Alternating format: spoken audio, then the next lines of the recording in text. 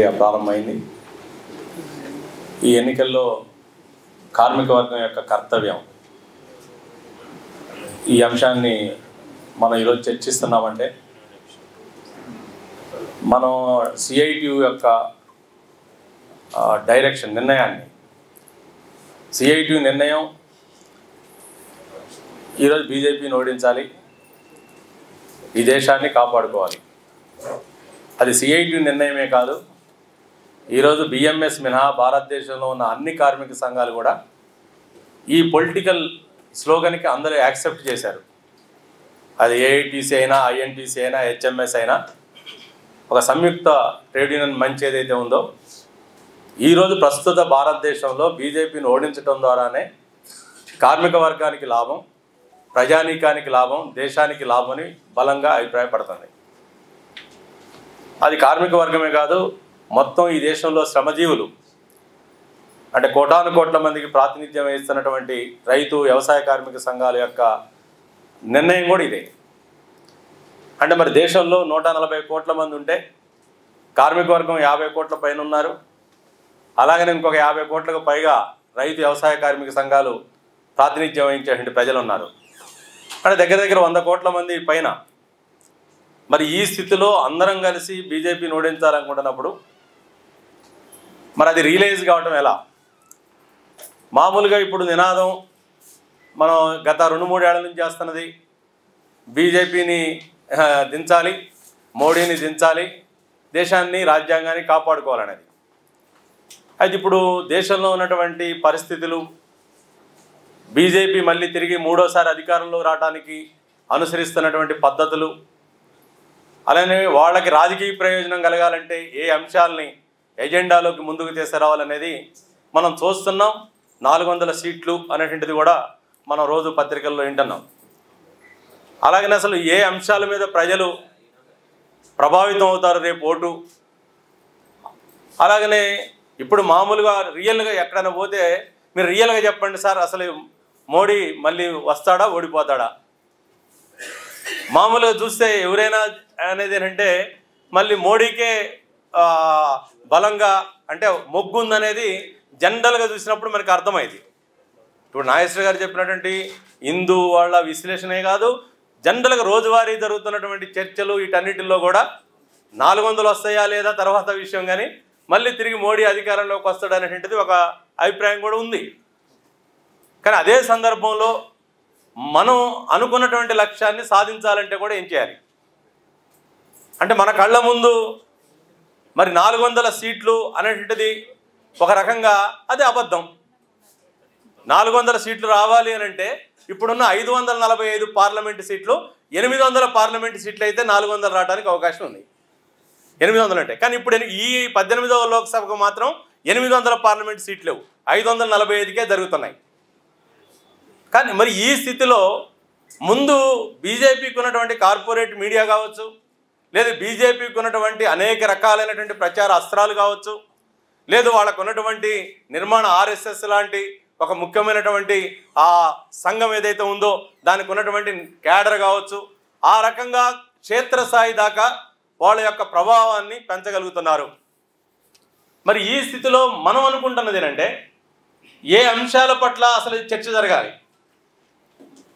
ఈరోజు సిఐటియుగా మనం భావిస్తున్నది, trade union movement భావిస్తున్నది ఏంటంటే ప్రజల యొక్క వాస్తవ సమస్యల్ని ఎన్నికల ఎజెండాలోకి తీసుకురాగలిగితే, వాటి ఆధారంగా ఓటర్ల కనుక ఓటు వేయగలిగితే ఆ ఓటు బీజేపీకి వ్యతిరేకంగా పడింది. ఒకవేళ వాస్తవ సమస్య కనుక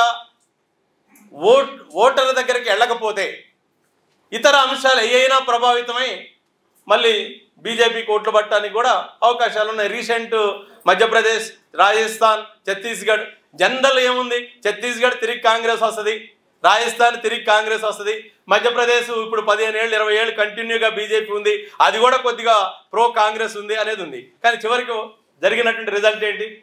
బీజేపీది నిలబడింది, కాంగ్రెస్ పోయి మళ్ళీ బీజేపీకి వచ్చింది. మన కళ్ళారా 3 నెలల క్రితమే చూసాం నవంబర్ ఎన్నికల్లో. అంటే వాస్తవ సమస్యల్ని ఎజెండాలోకి తీసుకురావటం ఈరోజు మనం ఈ తెలంగాణ రాష్ట్రంలో ఇవాళ ఈ కార్మిక వర్గం యొక్క కర్తవ్యం అంటే మొదటి కర్తవ్యం ఏంటంటే ఏ కార్మికులైతే పనిచేస్తున్నారో, ఏ ప్రాంతంలో ఏ కార్మికులు ఏ రంగంలో పనిచేస్తున్నారో వాళ్ళ దగ్గరికి వెళ్ళి ఆ సమస్యల్ని ముందు ఎజెండాలోకి తీసుకొచ్చి ఆ సమస్యకు గల మూల కారణాన్ని వాళ్ళకి ఎక్స్ప్లెయిన్ చేసి అందులో నుంచి అది బీజేపీ విధానాల వల్ల ఈ సమస్యలు ఎలా పెరుగుతున్నాయో మనం చెప్పాలి. ఎందుకంటే ఇప్పుడు 10 ఏళ్ల నుంచి మనం బీజేపీ పరిపాలన 10 ఏళ్ల నుంచి కొనసాగుతుంది. కానీ మనకి తెలిసినంతవరకు నయా ఉదారవాద విధానాలు 34 ఏళ్ళు అయినాయి, 91 నుంచి అమలు అవుతున్నాయి. కానీ నయా ఉదారవాద విధానాలని మరింత వేగంగా తీవ్రంగా అమలు జరిపింది బీజేపీ. మరి ఈ స్థితిలో కేవలం ఆర్థిక విధానాలే కాదు, ఆర్థిక విధానాలతో పాటు మనం ఏదైతే ప్రజల్ని సామాజికంగా రాజకీయంగా అథారిటేరియనిజం అంటే ఈరోజు బీజేపీ చేస్తున్నది అంతా కూడా ఒక మాటలో చెప్పాలంటే వాళ్ళు కాంగ్రెస్ హయాంలో జరిగినటువంటి వాటి కొన్ని సుప్రీంకోర్టు ఇల్లీగల్ అని చెప్పింది. కానీ ఇప్పుడు బీజేపీ వచ్చిన తర్వాత లీగల్ అయినాయి. లీగల్ కావడానికి కారణం ఏంటి? పార్లమెంట్లో చట్టాలు అయినాయి. ఇప్పుడు బొగ్గుబాయిల్ని వేలం వేయొచ్చా వేయకూడదా? అకార్డింగ్ టు బీజేపీ చట్టం ప్రకారం వేలం వేయొచ్చు, ఇది 2015లో చట్టం ప్రకారం. అలాగనే మైన్స్ అన్నింటిని కూడా కార్పొరేట్లకు ఇవ్వచ్చు చట్టం ప్రకారం. ఫారెస్ట్ని వచ్చినటువంటి యాక్ట్ ప్రకారం ప్రైవేట్ వాళ్ళకి అందులో మైన్స్ తవ్వటానికి అవకాశాలు ఇవ్వచ్చు. అట్లే బ్యాంకులకి కోట్ల రూపాయలు ఎగ్గొడుతున్నారు పెట్టుబడిదారులు. ఆ ఎగ్గొట్టే సొమ్ముని మధ్యవర్తిత్వంతో ఎగ్గొట్టడానికి చేయొచ్చా? బ్యాంకు దివాళా చట్టం వచ్చింది, అది లీగలే. అంటే బీజేపీ ఈరోజు ఈ 10 ఏళ్లలో ఈ రెండోసారి అధికారంలోకి వచ్చాక తనకున్నటువంటి రాజకీయ అధికారంతో ఈ నయా ఉదారవాద విధానాల్ని చట్టబద్ధం చేసి అమలు చేస్తుంది. ఇవాళ నేషనల్ మానిటైజేషన్ పైప్ లైన్ వచ్చింది, రైళ్లను ప్రైవేటీకరణ చేయొచ్చు, లేకపోతే బొగ్గుబాయిలను ప్రైవేటీకరణ చేయొచ్చు, ఓడరేవులు అమ్మేయచ్చు, విమానాశ్రయాలు అమ్మేయచ్చు, విద్యుత్ స్టేషన్లు అమ్మేయచ్చు. అట్లే ప్రభుత్వ రంగ సంస్థలన్నింటినీ కూడా మొత్తం డిజైన్వెస్ట్మెంటే కాదు మొత్తం మూసేయచ్చు, అమ్మేయచ్చు. అంటే ఇవాళ ఏ సమస్యలు అయితే ఈ 10 ఏళ్ల నుంచి మనం కార్మిక వర్గంగా రోజు ఏం మాట్లాడుతున్నాం? ఒక యూనియన్ దగ్గరికి పోయినప్పుడు ఫస్ట్ మాట్లాడేదేంటి? వేతనం గురించి మాట్లాడుతున్నాం. ధరలు పెరుగుతున్నాయి, మన వేతనాలు పెరగటం లేదు, ఒకవేళ పెరిగినా కూడా వాస్తవంగా నిజ వేతనాలు తగ్గుతున్నాయి అనేటువంటి విషయం రియల్. అది ఈ 10 ఏళ్లలో వేతనాలు పెరగలేదా? పెరుగుతున్నాయి, ఒక 10%, 6% పెరుగుతున్నాయి. కానీ మరి ద్రవ్యోల్బణం ధరల పెరుగుదల ఎంత ఉంది? అది కూడా 6% ఉంది. మరి నిజంగా నిజ వేతనాలు పెరుగుతున్నాయంటే పెరగటం లేదు. రెండోది మనం ఇది కార్పొరేట్ ప్రభుత్వం అంటున్నాం, కార్పొరేట్ ప్రభుత్వమే. కార్పొరేట్ ప్రభుత్వం అయితే కార్మికులకి ఇది మరి కార్మికులకి నష్టం ఏంటనేది ఒకటి వచ్చింది అనుకోండి ప్రశ్న. మనం కార్పొరేట్ ప్రభుత్వం అనేది ఎక్స్ప్లెయిన్ చేయగలుగుతున్నాం, కానీ అది కార్మికులకు వ్యతిరేకమైన ప్రభుత్వం అనే దాన్ని మనం ఎక్స్ప్లెయిన్ చేయాలి. అండ్ మనకి 1980లో మన వేతనాలు అంటే నెట్ వాల్యూ యాడెడ్లో వేతనాల స్థాయి 32% ఉంది. ఇవాళ వేతనాల స్థాయి మొత్తం 32 నుంచి 16% పడిపోయింది. ఆ రోజు వాళ్ళ లాభాల శాతం 18 ఉంటే ఇవాళ 45% అయింది. అంటే ఒక ఇండస్ట్రియల్ వర్కర్కి ఒక ఇండస్ట్రీలో మన వేతనాలు పడిపోతున్నాయి 20 ఏళ్లలో 30 ఏళ్లలో, కానీ వాళ్ళ ప్రాఫిట్స్ పెరుగుతున్నాయి. అంటే దీనికి అర్థం ఏంటి? అంటే ఈరోజు బీజేపీ అనుసరిస్తున్న విధానాలు కార్పొరేట్కి లాభాలు తీసుకొస్తున్నాయి. అది ప్రభుత్వ రంగం ప్రైవేటీకరణ కావచ్చు, లేకపోతే ట్యాక్స్ సిస్టమ్ కావచ్చు, లేకపోతే ఇప్పుడు కొత్తగా పిఎల్ఐ అనే ఒక స్కీమ్ వచ్చింది, ప్రొడక్షన్ లింక్డ్ ఇన్సెంటివ్. అది మనకి ఇప్పుడు జనరల్గా పిఎల్ఐ అంటే గతంలో ఇండస్ట్రియల్ వర్కర్కి ఉత్పత్తి పెంచితే ప్రొడక్టివిటీ పెంచితే పిఎల్ఐ వచ్చేది, ప్రొడక్షన్ లింక్డ్ ఇన్సెంటివ్. ఇప్పుడు వాళ్ళకి ఏంటంటే వాళ్ళు మొత్తం ఉత్పత్తిని పెంచి వాళ్ళు ఎక్స్పోర్ట్ చేస్తే వాళ్ళకి డైరెక్ట్గా దేశ ఖజానా నుంచే డబ్బులు ఇస్తున్నారు. అంటే భారతదేశంలో కోటాను కోట్ల మంది ఉన్నటువంటి వ్యవసాయ కార్మికులకి 1,00,000 కోట్లు ఇవ్వటం లేదు, ఏది వాళ్ళకి ఉపాధి హామీ పథకానికి. కానీ ఒక 10-15 మంది మల్టీనేషనల్ కంపెనీలకి పెట్టుబడిదారుల కంపెనీలకి నిన్న బడ్జెట్లో 1,97,000 కోట్లు ఇచ్చారు. అంటే ఒక దేశంలో ఉన్న కోటాను కోట్ల శ్రమజీవులకి ఉపాధి హామీ పథకానికి అయితే డబ్బులు తగ్గిస్తున్నారు, కానీ ఒక 15-20 మంది పెట్టుబడిదారులకి పిఎల్ఐ పేరుతోటి దేశ ఖజానా నుంచి డబ్బులు ఇస్తున్నారు. అంటే మొత్తం అంటే ఈ విషయాలు అంటే అది ధరల పెరుగుదల కావచ్చు, నిరుద్యోగం కావచ్చు, ప్రైవేటీకరణ కావచ్చు, లేదా స్కీమ్ వర్కర్లని ఉద్యోగులుగా గుర్తించకపోవడం కావచ్చు, లేదా కార్మిక చట్టాలను ఇప్పుడు లేబర్ కోడ్లుగా మార్చడం, ఇవన్నీ మనం చాలాసార్లు మాట్లాడుకున్నాం. కానీ ఇప్పుడు ఎన్నికలు వచ్చినాయి. మరి ఎన్నికలు వచ్చినప్పుడు ఇప్పుడు ఓటు వేయాలి. ఓటు ఎవరు వేయాలి? కార్మికుడు ఓటేయాలి, కార్మికుడు భార్య ఓటేయాలి, లేదు కార్మికురాలైతే కార్మికురాలి భర్త ఓటేయాలి, కార్మికుల కుటుంబం ఓటేయాలి, 18 ఏళ్ళు దాటినటువంటి వాళ్ళు ఎవరైనా ఓటేయాలి, ఒక రిటైర్డ్ ఎంప్లాయీ ఓటేయాలి, ఒక పెన్షనర్ ఓటేయాలి, లేదా వాళ్ళ పరివారం కూడా ఓటేయాలి. మరి ఈ ఓటు వేయాలనుకుంటున్నప్పుడు ఇది ప్రజా వ్యతిరేక ప్రభుత్వం అని ఎలా నిరూపించాలి? ఇది కార్మికుల వ్యతిరేక ప్రభుత్వం అని ఎలా నిరూపించాలి? ఇది రైతాంగ వ్యతిరేక ప్రభుత్వాన్ని ఎలా నిరూపించాలి? నిరూపించాలంటే దీనికి ఆర్గనైజేషనల్ అప్రోచ్ ఉండాలి. అంటే మనకి ఎన్నైనా విషయాలు తెలియచ్చు. ఈరోజు ఇక్కడ ఉన్న మన అందరం కూడా నాయకత్వ స్థాయిలో ఉన్నాం. మనకి కొన్ని తెలియకపోతే ఇప్పుడు నాగేశ్వర గారు చెప్పినట్టు బట్టి ఇంకొకటి 2 ఇంటర్వ్యూలు మనం చూసామనుకోండి, వీడియోలు ఓపెన్ చేసి కొన్ని విషయాలు మనకి తెలుస్తాయి. లేదు ఇప్పుడు CI2 అఖిల భారత కమిటీ టాకింగ్ పాయింట్స్ పంపించింది, ఆ పాయింట్స్ చదివితే కొన్ని మనకు అర్థమవుతాయి. లేదు CPIM డైరెక్ట్గానే కొన్ని టాకింగ్ పాయింట్స్ పంపించింది, మనకి అర్థమవుతాయి. కానీ మనకి అర్థమైతే ఓటేయాల్సింది ఎవరు? ప్రజలు ఓటేయాలి, ఓటర్లు ఓటేయాలి. మరి ఓటర్లు ఓటేయాలనుకున్నప్పుడు మరి దీనికి ఏం జోడించాలి? దీనికి ఏం జోడించాలనంటే మన నిర్మాణాత్మకంగా మన CI2గా మనం మాట్లాడుకోవాల్సి వస్తే ఈ పొలిటికల్ కర్తవ్యం ఏదైతే ఉంది, ఈ రాజకీయ కర్తవ్యాన్ని రియలైజ్ చేయాలంటే అసలు ముందు కార్మిక వర్గం యొక్క కర్తవ్యం ఏంటంటే బీజేపీని ఓడించాలి. మరి బీజేపీని ఓడించాలంటే బీజేపీని ఎందుకు ఓడించాలనే విషయాల్ని ఓటర్ దగ్గరికి రీచ్ చేయాలి, చేర్చాలి. అలా చేర్చాలనుకున్నప్పుడు ఇది నాయకులు చేస్తే సరిపోయే పని కాదు, కొద్దిమంది లీడర్లతో జరిగే పని కాదు. మరి ఎవరు చేయాలంటే మనకు వందలాది మంది కార్యకర్తలు చేయాలి. వందలాది మంది కార్యకర్తలు ఎక్కడున్నారు? మన యూనియన్లలో ఉన్నారు. మన యూనియన్లలో కూడా ఎక్కడున్నారు? మన యూనియన్ల యొక్క కమిటీలలో ఉన్నారు, లేదా ఆఫీస్ బేరర్స్లో ఉన్నారు, మన CI2 కమిటీలలో ఉన్నారు, మన మండల కమిటీలలో ఉన్నారు. మరి ఇప్పుడు వీళ్ళందరూ ఎన్నికల క్యాంపెయిన్లో ఇన్వాల్వ్ కావాలి. ఇన్వాల్వ్ కావడం ఓటేయటమా? ఓటేయటం కాదు, ఓటుని ప్రభావితం చేయాలి.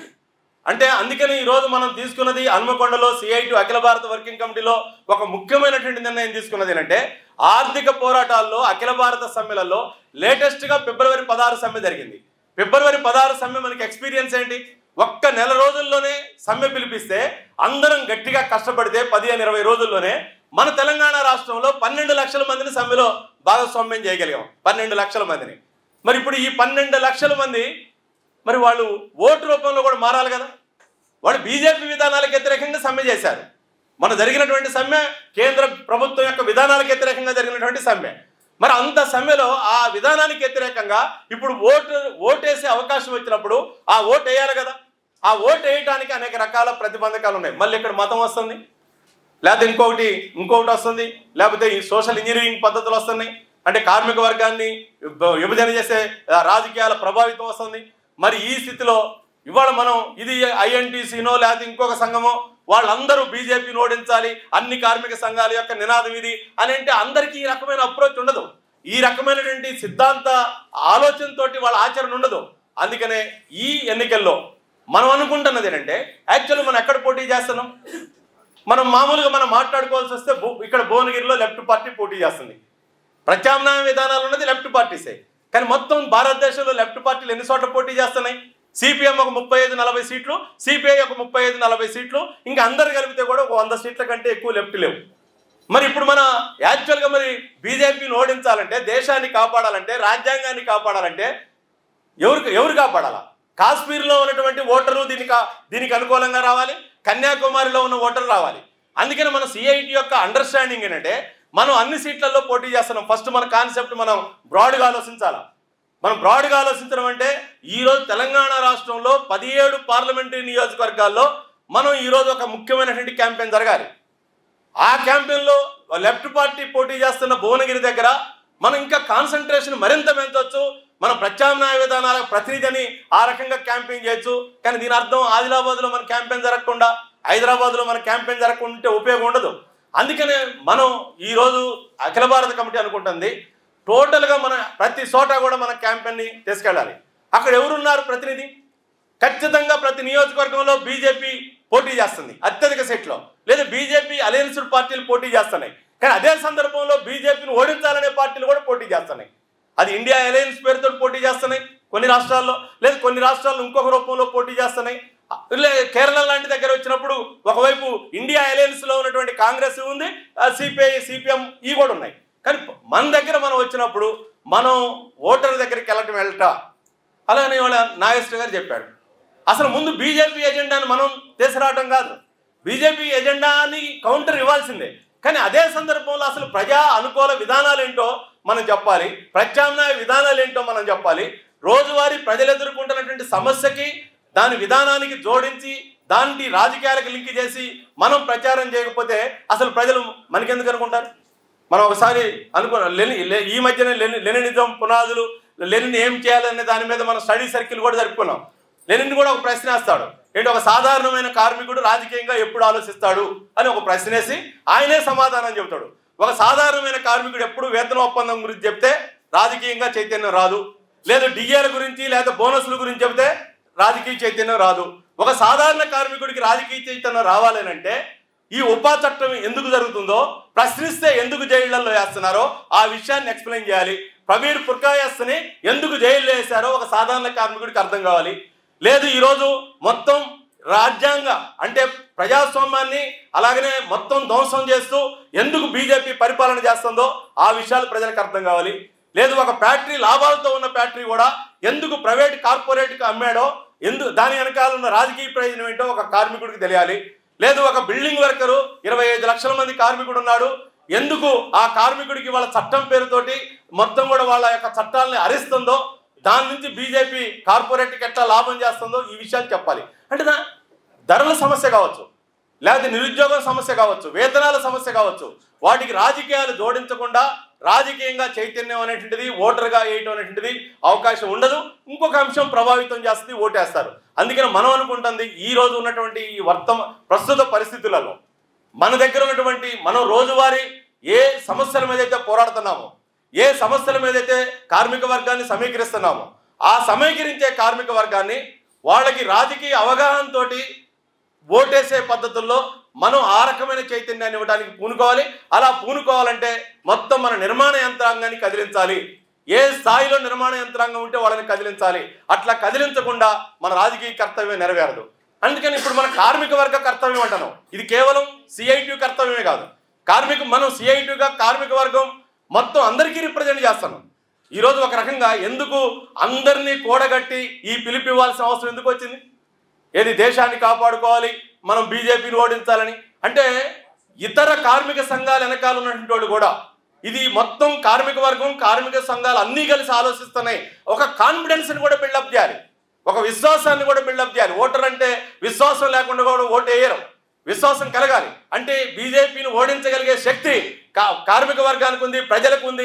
ప్రజల చైతన్యం అయితే ఓడిస్తారు అనేటువంటి ఒక విశ్వాసాన్ని కూడా రగిలించాల్సిన అవసరం ఉంది. అలా రగిలించిన దగ్గర ఏమైంది, 7 నుంచి మన 14 వచ్చినాయి. ఏది బీజేపీకి తెలంగాణలో పర్సంటేజు 14 నుంచి మళ్ళీ 28 కూడా పోవడానికి అవకాశాలు ఉంటాయి.